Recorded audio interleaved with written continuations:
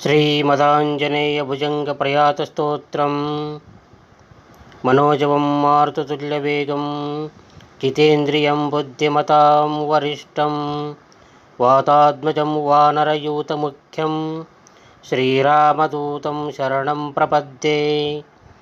बुद्धिर्बलं यशोधैर्यं निर्भयत्वम् अरोगता अजाड्यं वाक्पटुत्वं च हनुमत्स्मरणात् भवेत्। ओम आंजनेयाय विद्महे वायुपुत्राय धीमहि तन्नो हनुमत् प्रचोदयात्। ओम नमो हनुमते आवेशे आवेशे स्वाहा। ओम हूं हनुमते रुद्रात्मकाय हूं फट् स्वाहा। ओम ऐं भ्रीं हनुमते श्रीरामदूताय स्वाहा। ओम ह्रीं हरिमर्कटमर्कटाय स्वाहा।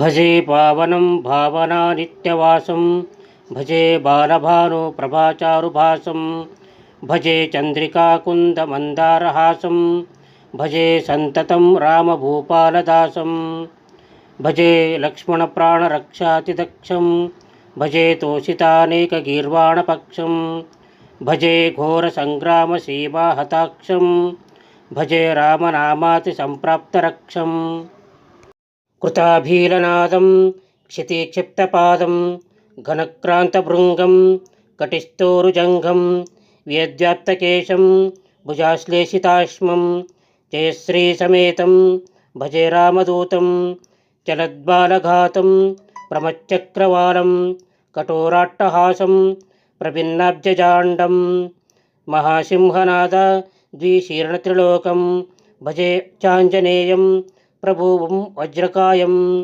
रणे भीषणे मेघनादे सनादे सरोषे समारोपिते मित्रमुख्ये खगानां घनानां सुराणां च मार्गे नटन्तं वहन्तं हनुमन्तमीढे कनद्रत्नचम्बारी दम्भोरिधारं कनद्दन्तनिर्धूतकालोग्रदन्तं पदाघातभीटाब्धि भूतादिवासं रणक्षोणिदक्षं भजे पिङ्गलाक्षं महागर्भपीडां महोत्पातपीडां महारोगपीडां महातीव्रपीडां हरत्याशुते पादपद्मानुरक्तो नमस्ते कपिश्रेष्ठरामप्रियो यः सुधासिन्धुमुल्लङ्घ्य नाथोग्रदीप्तः सुधाचौषधीस्ताः प्रगुप्तप्रभावं क्षणद्रोणशैलस्य सारेण सेतुं विना भूः स्वयं कस्समर्थः कपीन्द्रः निरातङ्कमाविश्य लङ्कां विशङ्को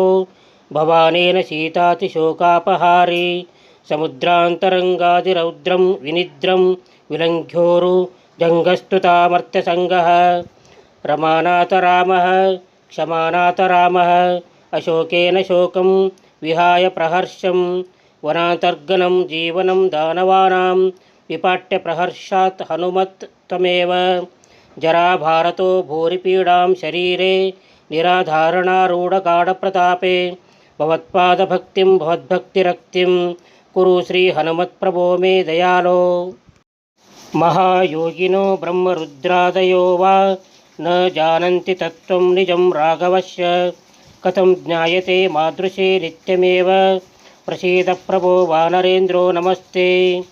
नमस्ते महासत्त्ववाहाय तुभ्यं नमस्ते महावज्रदेहाय तुभ्यं नमस्ते परिभूतसूर्याय तुभ्यं नमस्ते कृतमर्त्यकार्याय तुभ्यं नमस्ते सदा ब्रह्मचर्याय तुभ्यं नमस्ते सदा वायुपुत्राय तुभ्यं नमस्ते सदा पिङ्गलाक्षाय तुभ्यं नमस्ते सदा रामभक्ताय तुभ्यं हनुमद्भुजङ्गप्रयातं प्रभाते प्रदोषेऽपि वा चार्धरात्रेऽप्यमर्त्यः पठन्नश्नतोऽपि प्रमुक्ताघजालं सदा सर्वदा रामभक्तिं प्रयाति।